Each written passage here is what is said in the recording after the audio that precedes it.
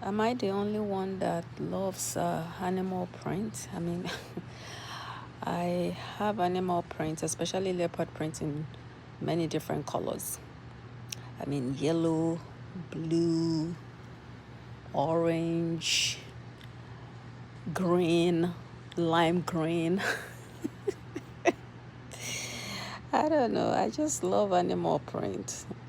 I, I mean, it's truly exotic, like they used to say, but I just feel like I'm always so drawn to anything that is animal print to the point where at a point I had to stop. I had to start cautioning myself because I'm like,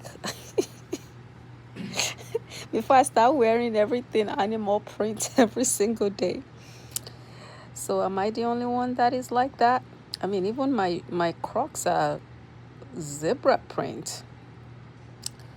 But anyways, I love my animal print.